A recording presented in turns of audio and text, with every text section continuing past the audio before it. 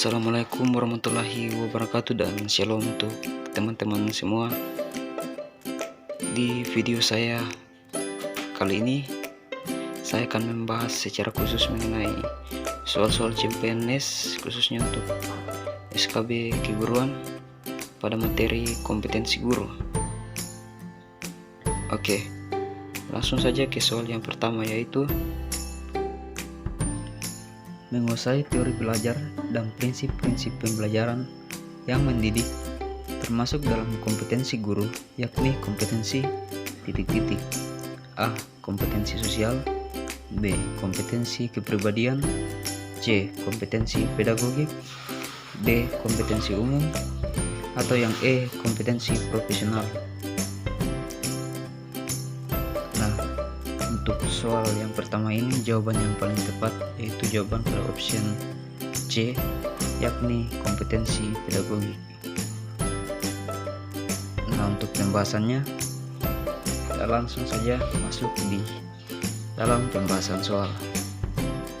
Oke, baik teman-teman, kompetensi yang harus dimiliki seorang guru itu terdiri atas 4 kompetensi, yakni yang pertama kompetensi pedagogik, yang kedua kompetensi sosial, yang ketiga kompetensi profesional, dan yang keempat kompetensi kepribadian.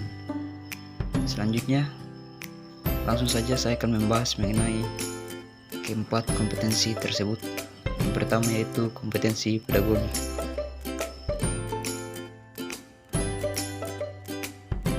Jadi kompetensi pedagogik merupakan kemampuan guru yang berkenaan dengan pemahaman terhadap peserta didik dan pengolahan pembelajaran mulai dari merencanakan, melaksanakan, sampai dengan mengevaluasi.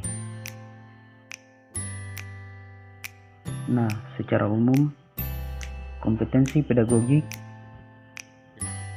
meliputi yang pertama yaitu menguasai karakteristik peserta didik dari aspek fisik, moral, sosial, kultural, emosional, dan intelektual. Yang kedua yaitu menguasai teori belajar dan prinsip-prinsip pembelajaran yang mendidik. Yang ketiga yaitu mengembangkan kurikulum yang terkait dengan mata pelajaran atau bidang pengembangan yang diampu. Yang keempat, menyelenggarakan pembelajaran yang mendidik. Terus yang kelima, memanfaatkan teknologi informasi dan komunikasi untuk kepentingan pembelajaran. Yang keenam, yaitu memfasilitasi pengembangan potensi peserta didik untuk mengaktualisasikan berbagai potensi yang dimiliki. Yang ketujuh, berkomunikasi secara efektif, empatik, dan santun dengan peserta didik. Yang kedelapan yakni menyelenggarakan penilaian dan evaluasi proses dan hasil belajar. Yang kesembilan yaitu memanfaatkan hasil penilaian dan evaluasi untuk kepentingan pembelajaran. Yang ke-10 atau yang terakhir yakni melakukan tindakan reflektif untuk peningkatan kualitas pembelajaran. Oke, setelah selesai dengan pembahasan soal yang pertama, kita lanjut lagi ke soal yang kedua, yaitu yang merupakan contoh dari kompetensi kepribadian yang harus dimiliki seorang guru adalah A. Bersikap sesuai dengan norma agama yang dianut, hukum dan norma sosial yang berlaku dalam masyarakat, serta kebudayaan nasional Indonesia yang beragam. B. Melakukan penelitian tindakan kelas untuk meningkatkan kualitas pembelajaran mata pelajaran. C. Beradaptasi di tempat tugas di seluruh wilayah Republik Indonesia yang memiliki keragaman sosial budaya. D. Mengembangkan materi pembelajaran yang diampu secara kreatif. E.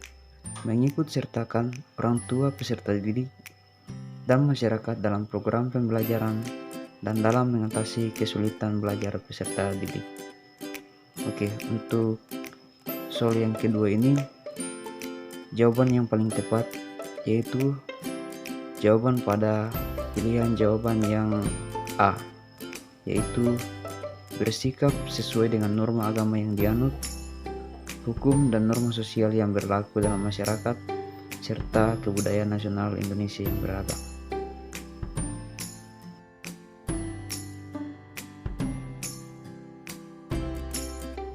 Kompetensi yang harus dimiliki seorang guru yang berikutnya yaitu kompetensi kepribadian. Kompetensi kepribadian merupakan personal yang mencerminkan kepribadian yang mantap, stabil, dewasa, arif, dan berwibawa, menjadi teladan bagi peserta didik, dan berakhlak mulia. Nah, kompetensi inti kepribadian yaitu sebagai contoh yang pertama yakni bertindak sesuai dengan norma agama, hukum, sosial, dan kebudayaan nasional. Yang kedua atau contoh yang kedua dari kompetensi kepribadian yakni menampilkan diri sebagai pribadi yang jujur, berakhlak mulia, dan teladan bagi peserta didik dan masyarakat. Contoh dari kompetensi kepribadian yang ketiga yaitu menampilkan diri sebagai pribadi yang mantap, stabil, dewasa, arif, dan berwibawa. Contoh yang berikutnya lagi, misalnya menunjukkan etos kerja, tanggung jawab yang tinggi, rasa bangga menjadi seorang guru, dan rasa percaya diri. Terus contoh yang berikutnya lagi yakni menjunjung tinggi kode etik profesi guru. Oke, setelah selesai membahas soal yang kedua, sekarang kita lanjut lagi ke soal yang ketiga yaitu yang bukan merupakan contoh dari kompetensi sosial yang harus dimiliki seorang guru ialah A. Bersikap inklusif, bertindak objektif serta tidak diskriminatif karena pertimbangan jenis kelamin, agama, ras, kondisi fisik, latar belakang keluarga, dan status sosial ekonomi. B. Menunjukkan etos kerja, tanggung jawab yang tinggi, rasa bangga menjadi guru, dan rasa percaya diri. C. Berkomunikasi secara efektif, empatik, dan santun dengan sesama pendidik, tenaga kependidikan, orang tua, dan masyarakat. D. Beradaptasi di tempat bertugas di seluruh wilayah Republik Indonesia yang memiliki keragaman sosial budaya. E. Berkomunikasi dengan komunitas profesi sendiri dan profesi lain secara lisan dan tulisan atau bentuk lain. Nah, untuk soal yang ketiga ini, jawaban yang paling tepat yaitu jawaban pada option yang B, yakni menunjukkan etos kerja, tanggung jawab yang tinggi, rasa bangga menjadi guru, dan rasa percaya diri. Nah, kenapa bisa jawabannya ada di option yang B? Kita langsung saja ke dalam pembahasan. Oke. Kompetensi guru yang ketiga yaitu kompetensi sosial, di mana kompetensi sosial ini merupakan kompetensi yang berkenaan dengan kemampuan pendidik sebagai bagian dari masyarakat untuk berkomunikasi dan bergaul secara efektif dengan para peserta didik atau dengan sesama pendidik, dengan tenaga kependidikan, dan dengan orang tua siswa serta dengan masyarakat sekitar. Kompetensi sosial penting dimiliki bagi seorang pendidik yang profesinya senantiasa berinteraksi dengan manusia lain. Nah, kompetensi sosial ini memiliki subkompetensi dengan indikator sebagai berikut. Yang pertama yaitu bersikap inklusif, bertindak objektif, serta tidak diskriminatif karena pertimbangan jenis kelamin atau agama atau ras atau kondisi fisik dan atau dengan latar belakang keluarga dan status sosial ekonomi, seperti bersikap inklusif atau maksud saya bersikap inklusif dan objektif terhadap peserta didik, teman sejawat dan lingkungan sekitar dalam melaksanakan pembelajaran. Terus contoh yang berikutnya yaitu tidak bersikap diskriminatif terhadap peserta didik, teman sejawat, atau orang tua peserta didik dan lingkungan sekolah karena perbedaan agama, suku, jenis kelamin, latar belakang keluarga, dan status sosial ekonomi. Nah,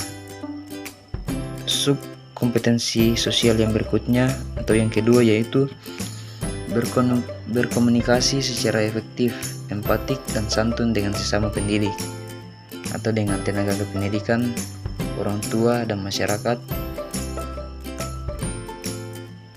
serta dengan para peserta didik itu sendiri. Nah, kemampuan ini ditunjukkan dengan cara berkomunikasi dengan teman sejawat dan komunitas ilmiah lainnya secara santun, empatik, dan efektif.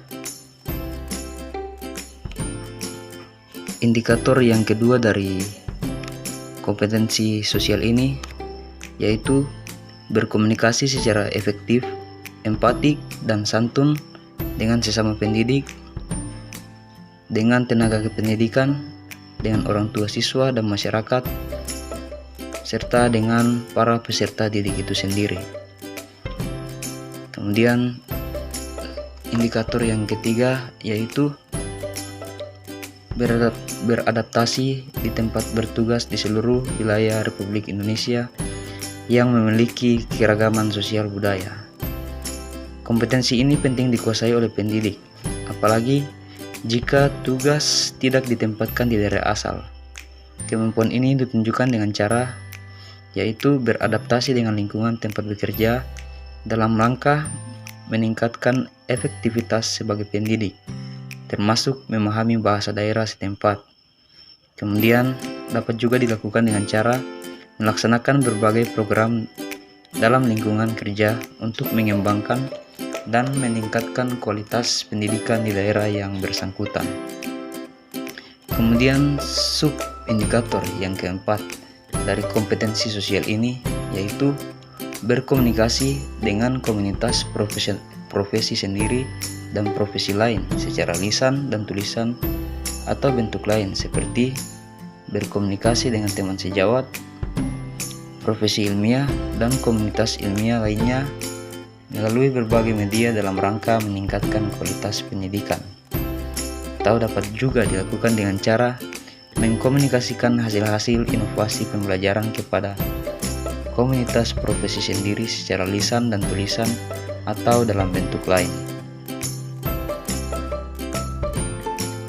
Kompetensi terakhir yang harus dimiliki seorang guru yaitu kompetensi profesional, di mana kompetensi profesional ini merupakan kemampuan yang berkenaan dengan penguasaan materi pembelajaran secara luas dan mendalam yang mencangkup penguasaan substansi isi materi pembelajaran dan substansi keilmuan yang menaungi materi dalam kurikulum, serta menambah wawasan keilmuan. Nah, berikut dijabarkan kompetensi dan subkompetensi profesional. Yang pertama, yakni menguasai materi, struktur, konsep, dan pola pikir keilmuan yang mendukung mata pelajaran yang diampu sesuai jenjang pendidikan. Yang kedua, menguasai standar kompetensi dan kompetensi dasar mata pelajaran atau bidang pengembangan yang diampu. Yang ketiga, mengembangkan materi pembelajaran yang diampu secara kreatif. Yang keempat, mengembangkan keprofesionalan serta berkelanjutan dengan melakukan tindakan reflektif seperti contoh melakukan refleksi terhadap kinerja sendiri secara terus-menerus. Yang berikutnya, memanfaatkan hasil refleksi dalam rangka peningkatan keprofesionalan. Atau dapat juga dilakukan dengan cara melakukan penelitian tindakan kelas untuk meningkatkan kualitas atau keprofesionalan. Dan yang berikutnya, mengikuti kemajuan zaman dengan belajar dari berbagai sumber. Nah, yang kelima, memanfaatkan teknologi informasi dan komunikasi untuk berkomunikasi dengan mengembangkan diri, seperti memanfaatkan teknologi informasi dan komunikasi dalam berkomunikasi, atau memanfaatkan teknologi informasi dan komunikasi untuk pengembangan diri. Nah, itu merupakan penjelasan dari 4 kompetensi yang harus dimiliki oleh seorang guru. Oke, sekian dan terima kasih. Kiranya video ini bisa bermanfaat untuk teman-teman semua.